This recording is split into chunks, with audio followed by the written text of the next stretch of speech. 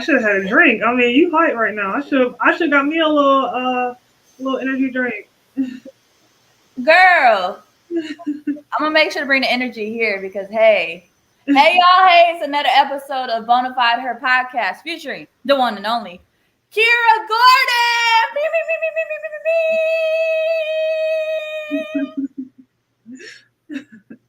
What's up? What's up? What's up? How you doing, girl? I am blessed. Blessed. It's Friday too. I'm happy. Woo, teacher Yaya. It's 75 degrees Friday, it's way above 75 Hey, degrees. I be having that playing in my car lately too. She's having me lit. Let's get it started. So, Kira, can you tell us like your journey and how you got to where you are? Yeah, I mean, geez, long story short, I started playing basketball when I was 5 years old. Many people don't know, but I'm actually from. I was born in Ohio, but I'm from Atlanta or Marietta, Metro Atlanta. Um, so grew up out there playing basketball. Man, played with some great players. Some people who are still in the league to this day. I play with Andrea Carter. She's doing ESPN now. So just really great to see some of my former teammates and people I grew up with like still in the women's basketball era. So it's really amazing. But uh, grew up out there, played basketball, had a ton of offers coming up, and no one really knows. But I had 5 official visits set up. Charlotte was my first one, and no one thought I would commit there. So I went up to Charlotte by myself. So no family, no friends, no coaches. Ended up committing on my visit. Um, Man, I had to call coaches and tell them that I committed, cancel flights.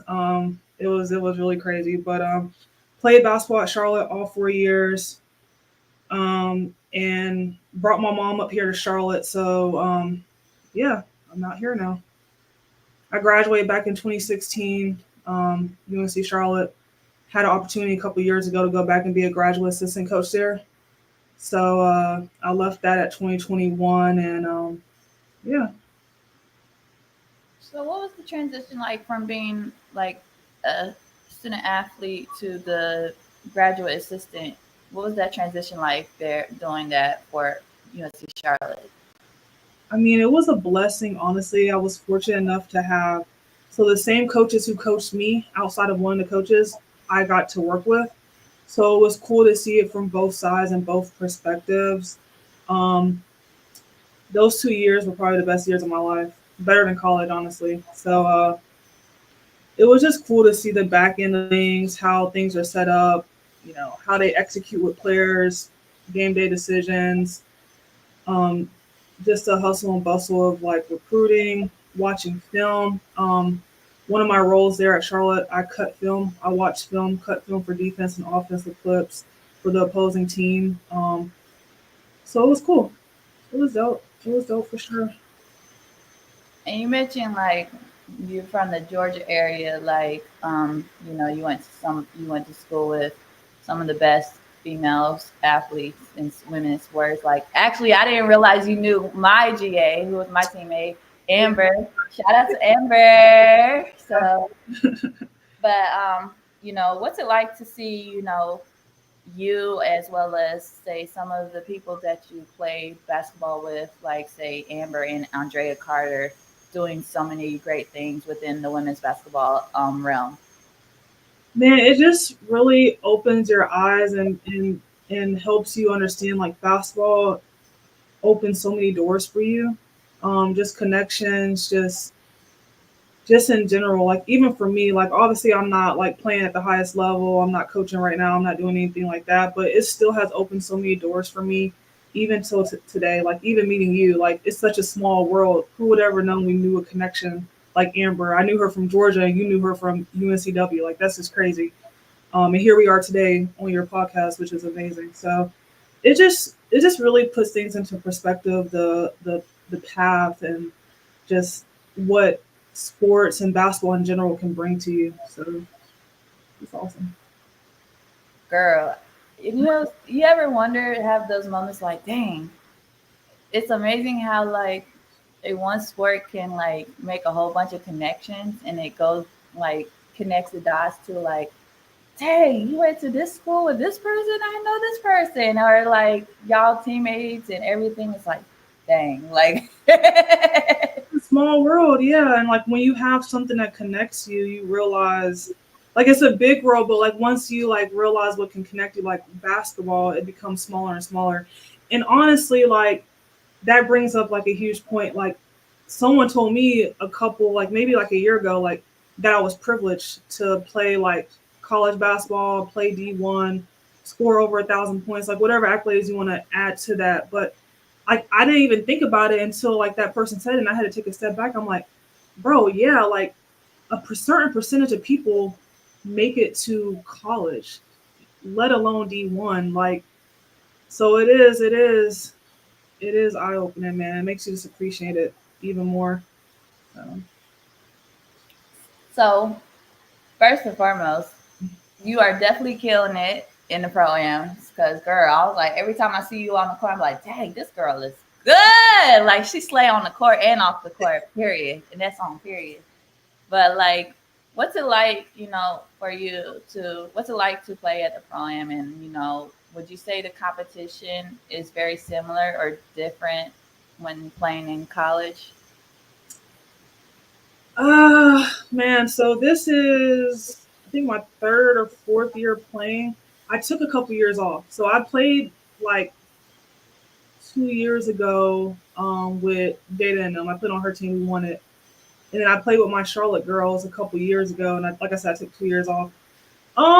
Man, honestly, I don't even know if I can compare it to like college basketball, just because of the flow of things. And like you have to realize, man, I played back in what 2012 through 2016. College basketball is completely different now. Like the coaches, the players, like we had to play within a system at Charlotte. Like if you didn't play within a certain system, you basically weren't playing. So like I was restricted in how I played the game in college, and obviously now there's more freedom. So I would say like there's more like talent on the floor with the pro am. Because you have more free range to just play how you want your style. They got music going. Hezzy's on the microphone. Like it's just a different vibe. You know what I'm saying? So like I can't really compare the two, but I would say there's more talent on the floor for sure.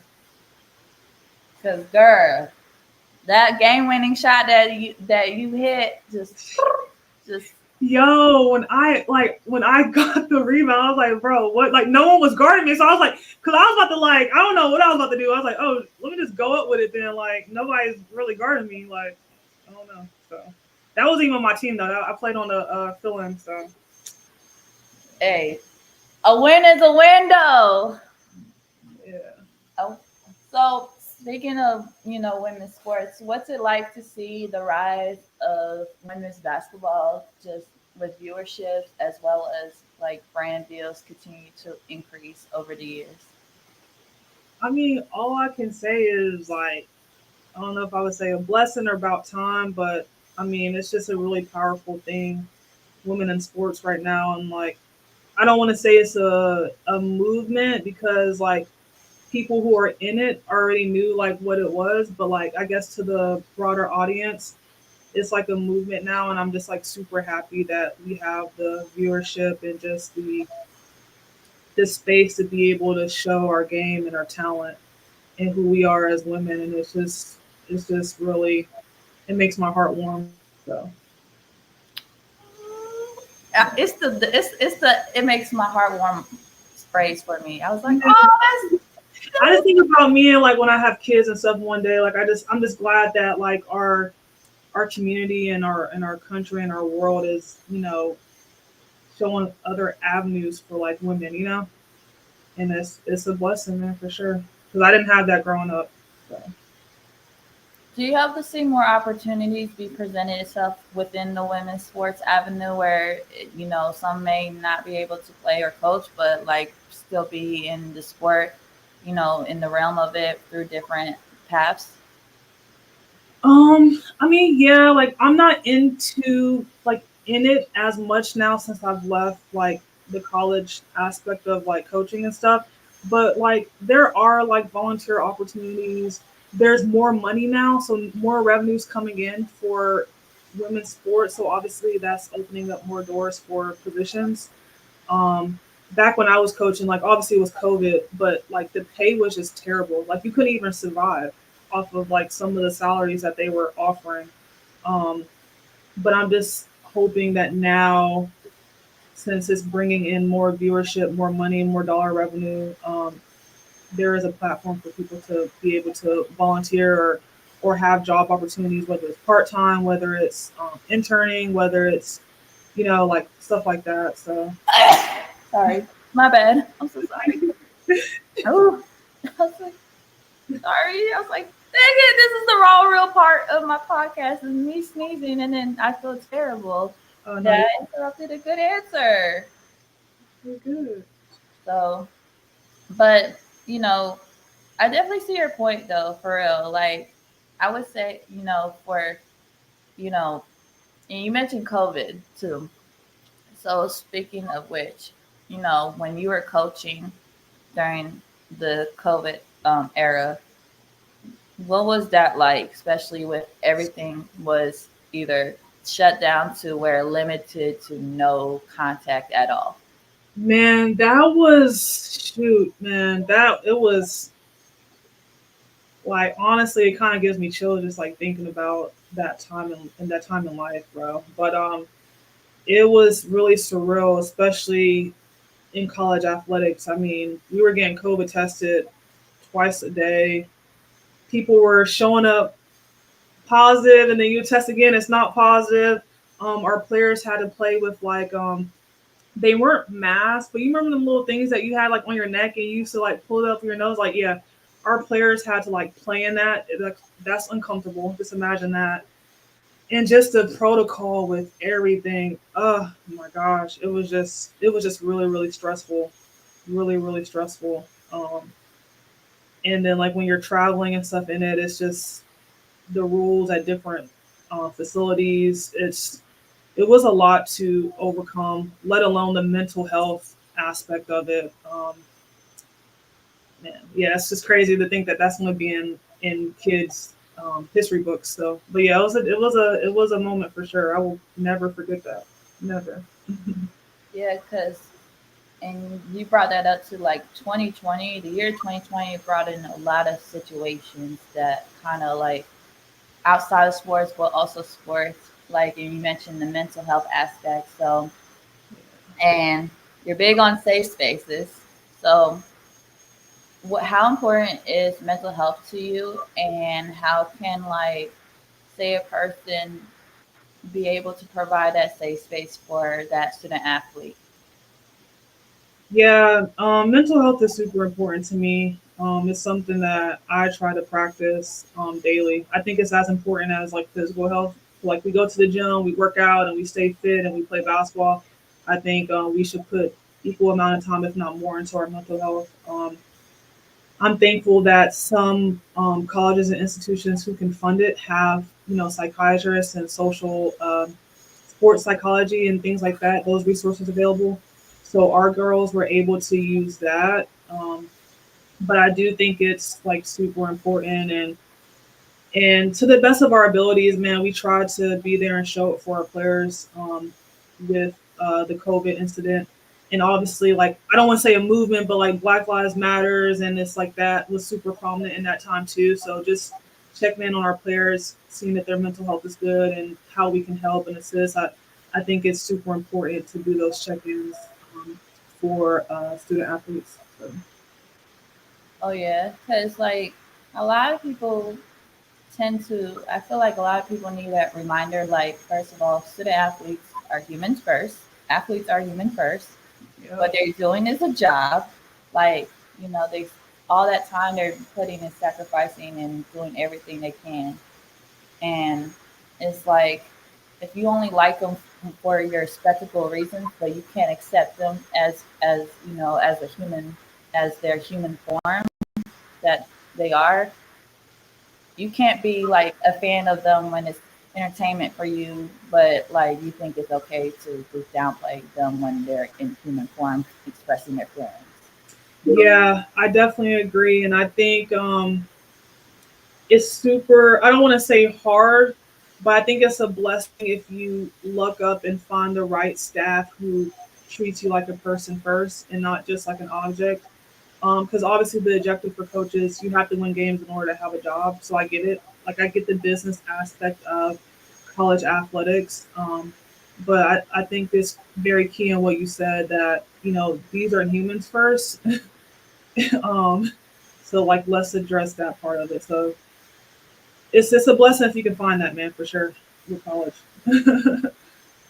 Oh yeah, especially like with you saw I always say the 2 years you saw a lot of people's true colors was 2016 and 2020, especially 2020 with like you mentioned not only just COVID but with like um, mental health and then the Black Lives Matter with everything that was going on in the world. Like you saw, and then like you saw a lot of you know athletes, student athletes utilizing their voices to speak on things that was way beyond their sport, like utilizing that. And then you saw people like would downplay them, like, why are you saying something? Ain't you supposed to like just dribble the ball or, be in the gym? It's like, this tells me what I need to know about it.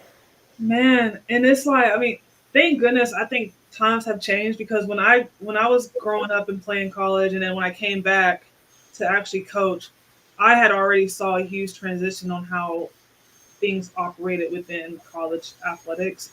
And just watching the game now and still having people in it, I have some insight on what's going on. And I think the players have more of a voice now, which really makes me happy because back when I came up, my voice or our voices almost felt muted. And if we did say something, um, the repercussions of that were like unknown.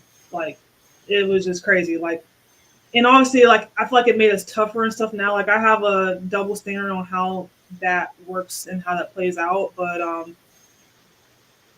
yeah, I'm glad players have a voice now and people stand up and say, if something's not right, they're gonna stand on it and they're gonna say something. So that's definitely makes me feel better. I know that's right. I do have a question for you is, when it comes to representation in women's sports, you know, how important is representation in women's sports, especially someone they may look up to you and see someone like, hey, you know, to see someone that looks like me or represent me and just like I feel like she's my role model and stuff. How important is representation to you? I mean, I would say like it's super important. Like back to our like conversation in the beginning, like just to see kids and women like doing their thing out here, like and having confidence and knowing that they're good at it. Like even before that, like we used to mute like confidence. So like I think it's huge, like representation right now, and just showing the youth and showing under like younger generations like this is something that you can thrive in and embrace it and have a platform to do it. So I think it's awesome. Oh yeah. Um, and who would you say would be some of your like role models or people that you look up to in both like say the sports and life aspects? Ooh, that I look up to. Ah, that's a tough one. Who I would look up to in sports. I wouldn't say I have like one role model. It's not someone I can think of and be like, oh, I love or I look up to this person. Um, but I think like Angel Reese and them right now, like this generation who's like the confidence is just so unreal. And like I would have never ever thought like to have that type of like or elude that like type of confidence in my game. And it's just like makes me happy to see that they're doing that and they're like good. Like they back it up too. You know what I'm saying? And it's like they're having fun with it. Like I remember growing up, man, sometimes basketball felt like work. Like it felt like work. Like we were not having fun. Like not having fun. Like even when we were playing games, we still weren't having fun. So like just to see like people are having fun and like you know what I'm saying? Like even the broadcasters are like laughing and like having a good time. Like it's a vibe now. So like I wouldn't say like I have role models, but I do commend these girls right now, like doing their thing, you know? Um, so yeah. Girl, and I tell you, confidence is key. Confidence is queen. Hey, so, but I definitely know what you mean. Like to see like the exuberance of the confidence that Angel Reese has like brought up, that to where she's able to use that and like display that where it's okay to be great, be a beauty and a beast at the same time. Shoot, like Oh, yeah, yeah. and Yeah. securing to that bag too. So Saying these girls are making money, bro. This is like and that's the thing. Like, yo, they're doing it and they're hooping and they're actually making like they're making dollars. Like, man, it's crazy. It's just a different time, and I love it, man. I love it. I don't know if I would say I would want to in this era. It's a little out there for me, but I love it, man. I love it. speaking of which, so what would you say is your intake on the NIL, and do you believe it should have been happening when you were in college? I mean, my take on it. I mean, like, yeah, it should have been happening. I don't know the ins and outs, and I don't know the weeds of things and protocols and this and that, but no, I feel like it should have been happening for sure. Like, there should have been some type of revenue coming in for the players, you know. And the way we were working and grinding and going over hours, doing all this crazy stuff that you can't even imagine. Like, bro, there should have been some type of monetary funding for us outside of a refund check for sure. Um, but yeah, Ooh, you mentioned the over the hours because people didn't understand the over the people hours. did not understand. Bro, I'm like, I don't know what's going on now because like I said, all I know is Charlotte. So all I know is playing at Charlotte and coaching at Charlotte. That's all I know. And I know like what my friends told me at other schools back in the day. I don't really have any friends right now in college, so I really can't. But bro, we went through some ish, bro. Like, and like, I hate to be like, like, oh, poor me or whatever. But like, bro, that stuff is traumatic. Like when I think about it, like now obviously I'm older, so like at some point you have to move on. But I'm like, bro, like we went through some stuff, and like during that time, it was no talking about it. It was no transferring wasn't really a big thing because you had to sit out a year. You couldn't transfer in conferences. It was like so many like rules that like really held Mhm. you back with like leaving or wanting to even take that risk. Um, but like, bro, like rules are in place for a reason, and like we should always be mindful of that. Like someone, whoever's creating these rules, they're creating it for a reason. You know what I'm saying? And like, yeah, man, we went through. I'm not gonna get into the ins and outs of what happened during me and my college experience, but yeah, man, it was some stuff that happened. So, Girl, I felt your pain on that because I was like, man, I remember I was talking to a couple of my former teammates about this one time, a couple of times. There was one practice that I witnessed. Like, mind you, I was a student athlete, women's basketball manager. But yeah, dang, I saw how much hard work the girls put in. I remember one practice, and it was, I think, yeah, it was my first year, and I had transferred from state to UNCW. And one of the practices that I had just got done helping film the practices, and I was with thinking, oh, practice about to be done. Nope. 22 times that I remember one practice where the team I was part of that I was managing, the girls had to run up and down 22 times. And it was the represent and in the 22 times they had to do it because of the 22 turnovers that was made in the practice. I'm thinking to myself, bro, yes, try that before a game, bro. Try that the day before a game. Like, bro, people used to be tracking missed rebounds on the bench. We had a coach who used to track them. This is like my freshman year. Any if we got out rebounded or something, like if we were within 10 or something, bro, we used to be like people used to be holding their breath. Like it comes to a point where you can't even like hoop, like you can't even play because you're so like the fear of just like the unknown or what happens if this happens. You can't even play. Like you know what I'm saying? Like it really like holds you back as a player and as like an athlete. Like man, we used to have to come in at the morning's 4 o'clock, like the day after because someone didn't make a run. People were like pushing people, like literally, like we're like on the track one day, and like we have to keep running these like track sprints because everyone's not making the time. So like people like get mad, bro. People are like pushing people to fit it. Like you know when you push someone over the line, Yeah. yeah, you like pushing like bro because I'm not running this stuff again, bro. I'm about to push you, like bro. You come back in the morning, and then it's like all right, everybody's having to do this. So now it's on to people who don't make the time. And then it's like, well, if you made the time and you don't come back to it to next morning with the people who didn't make it, now you're not a leader. And now you're not this and now you're not that. And so like you're almost obligated to come back again and run again because you got to show them that you're built for this and this is the team culture and blah, blah, blah, blah. And like, bro, I was like the type of player, like I always fell into it. Like I'm always like a people's pleaser. Like I wouldn't say like a teacher's pet or anything like that, but like I always do like what's asked of me type deal. It's like I would be that one who would come back and they're like, oh, you just can't come back and watch. You gotta put your shoes on and run with them. Like it's like, bro, like what the like but that I'm thinking about like, bro, that was traumatic.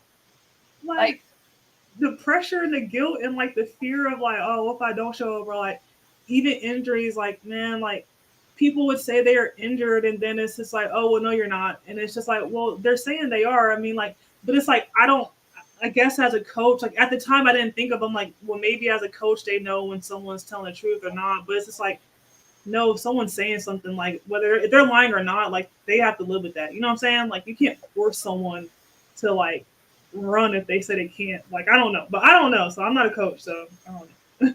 man, because when I tell you, like, these are some of the things that people don't understand. Like, you think all that glitter that isn't gold. Like, you try, like, when I tell you, just like I'm telling you, and I was like I said, I was telling, like, I'm I'm not even running, but my eyes is going this way, and my fingers is like tracking, counting down the like how many laps left. I'm like, I'm just it's it's like, people don't understand the hard work that's the sacrifices, the mental health that's put in, and sometimes like, you know, sleep deprivation, loss of sleep at times, and people forget like they're students. Like Let that, alone them trying to adjust from being away from home and family and friends. Like it's a lot, man. Like it's a lot. You stay summers, like I mean for me I stayed both summers to get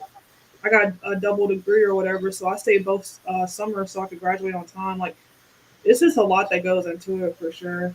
Like, and I don't think it's changed much either. So, but I guess it makes you who you are today. You know.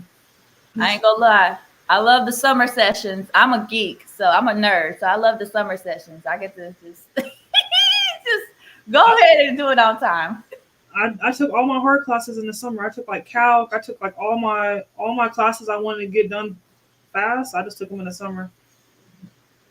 So I do have a question for you. Is um you're just talking about like, you know, do you feel like the recovery part within the sport and the rest part is overlooked in the sport? Uh,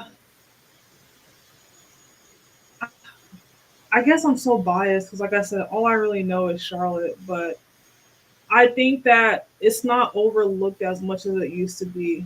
Like I remember back when I played, like you would get some ice after practice, ice after the game, some stim, and keep it pushing. You know what I'm saying? Like we would have like the game readies in the hotel prior to the game. But I think now with like injuries and stuff like that, like I think people are more aware of it, and I think players are too, and parents are too. So now schools and institutions have like more resources for it. You know?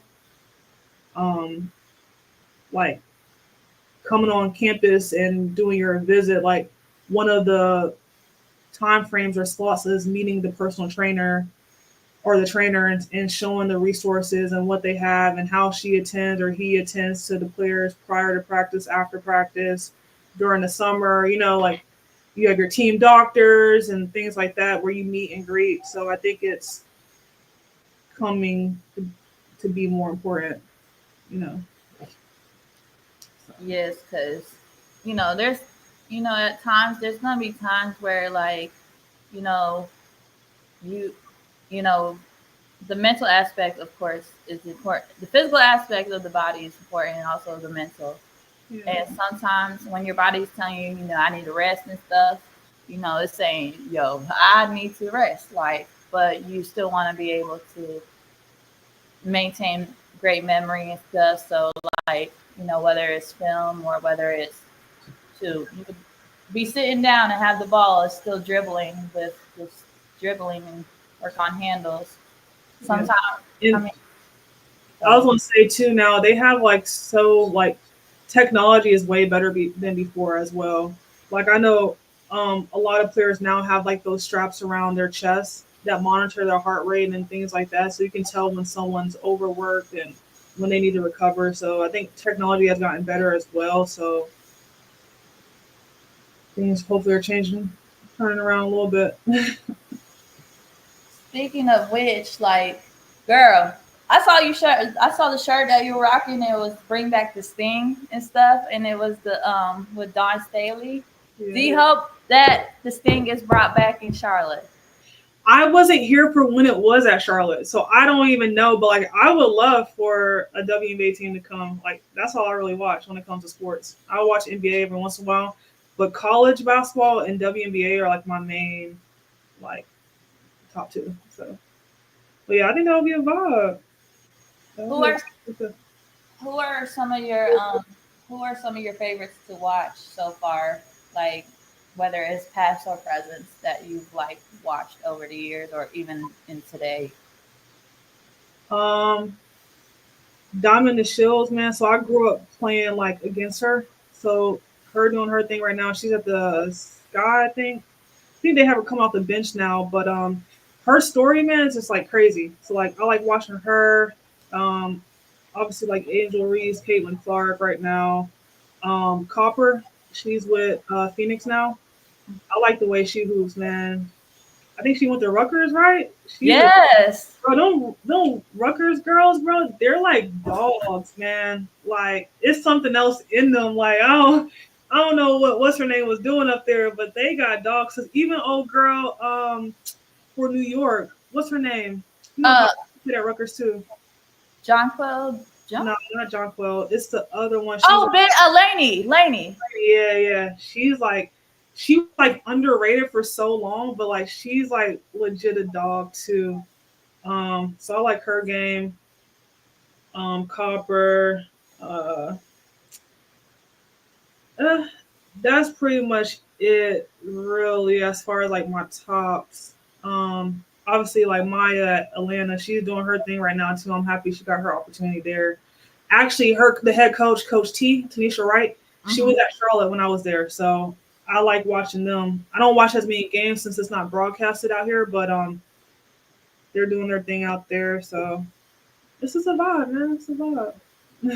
You know what's you are the second person to mention about Diamond to Shields, and I remember Diamond to Shields when she was an McDonald's All American in the 2013 class. She was at UNC because she played with a great. Because I remember she was with at UNC. She was playing with a girl named Leisha Gray, Jessica Washington, her, and then everybody transferred, and then you know, just to hear her story, like for her to, and she went to Tennessee, and but just to see her come back from what has happened to her, what happened to her, and like to Yep. her for her to win a championship with Chicago Sky, like folks better put some respect on her name because She doing her thing. Yeah, Alicia Gray is from Atlanta too. So like we all grew up playing against each other, going to camps, and I'm not sure if you're familiar with Brandon Clay.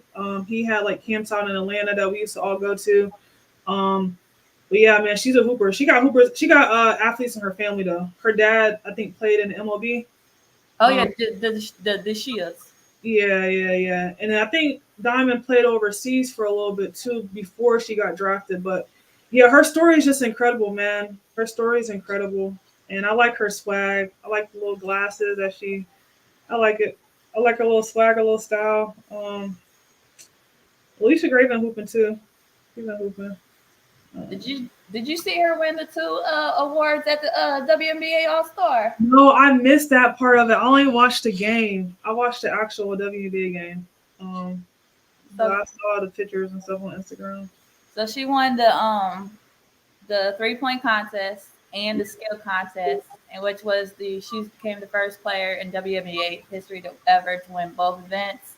Yeah, And I did not know. I mean, I knew she had an accent, but I did not know how like her accent was like. And um, they were talking about her glasses, the goggles that she had, the glasses yeah, goggles, and how Asia was Asia Wilson was wearing it too, and it's like well, the secret's out. I was like, oh, well, dang. So all well, I right. missed that. There's a whole clip of it because like it was just like just to see, honestly, just to see the like a lot of people like to overlook it, but just to see like the the support from each women, like Yeah, the players and all stars like hype each other up, especially if say they went to the same college or grew up with the same. So yeah, yeah. but girl, y'all got some Georgia Hoopers playing. Bro, when I grew up, like there was nothing but hoopers out there. Like when I tell you, we had college coaches in our gym literally every day, because football was really big out there too. Because I came from like a 5A school, so it's like different coming out here in Charlotte or whatever. But bro, it was nothing but like raw athletes, like raw athletes, bro, hoopers. Everyone on my team went somewhere, whether it was D1, D2, like Cause hoopers. I, Georgia Hoopers, they ain't nothing to play with. So especially like they ain't nothing to play with. Like you can like, oh, okay, I'm bet. not sure how it is So now, but like, yeah, it was a vibe for sure. so but I do have a question for you is how Yeah. would you describe your journey either in one word, no, not one word, in 5 words or one sentence? How would you describe your journey? 5 words or one sentence. My journey. Now, I'm almost gonna give one word. I'm gonna say life changing.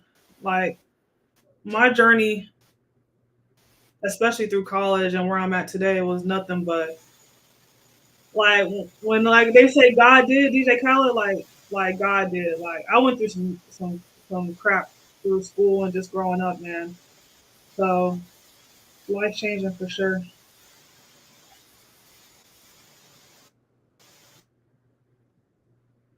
Girl, I felt that with the God did moment. I felt that. I felt it.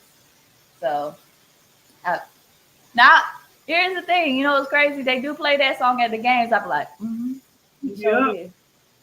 You yep. sure did. God did for sure. So I always ask my guests this question, and bona fide means to be authentic, unique. So what makes Miss Kira Gordon bona fide, and what makes your story just stand out from others? I mean, I don't want to say like I'm one of one, but like I'm like super different. Like until you really get to know me, like you wouldn't think I'm like who I am, like what I do, my hobbies, who I am outside of basketball, who I am off the court. Like, you know what I'm saying? Like I'm a very like people like to describe me. I'm very unique. I'm very different. Like and like only a handful full of people get the opportunity to really experience me and know me as Kira, you know? So I'm like very reserved, man. I don't do a whole lot. I'm not outside. I just be I just be chilling, man. I do my own thing, man. Go to the gym, work out, play with my dogs, man, and just keep it pushing. And you do it. Slay all day. Hold up, wait a minute. Let me go get my fan. Don't get the Yeah. fan. Don't I get the felt that because I ain't outside. The only time I'll be outside is go to work or go to the gym. That's the only outside time I get. Yeah, man. I just be chilling, man. I don't do a whole lot, man. I don't do a whole lot. Sometimes being low key is the best way. You stay low key. It's like I always say, when you pray, drink water, and mind the business that pays you, you're gonna be good. You're gonna be straight. So, Absolutely, absolutely. so I call this the shameless plugs moment. So shameless plugs, I always first of all, I ain't a gatekeeper. We're gonna make sure everybody get plugged in, make sure everybody get the support and flowers. So can you let the folks know how and where they can support Kira Gordon if there's any upcoming events, anything that people you would like the people to support, whether it's your brand and anything? I mean, I don't really got a brand, but I did just get like certified as a personal trainer. So I would just say, man, follow my Instagram. I be trying to push out content with me, like working out and stuff like that. Trying to get my foot in the door with like personal training. So, I mean, outside of that, man, just Instagram. You can put it somewhere below, or Oh, girl, I'm gonna make sure.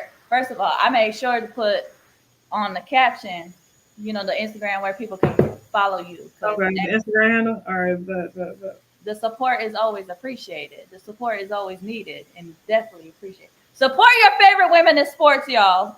yep, yep. So yeah, just like y'all be sure to tune in for the live replay of episode 71 featuring Kira Gordon. Big shout out to Kira Gordon for coming and sharing your story, girl. You slay all day, every day, and that's on period. So thank you guys for tuning in to episode 71. Thank you guys. Peace.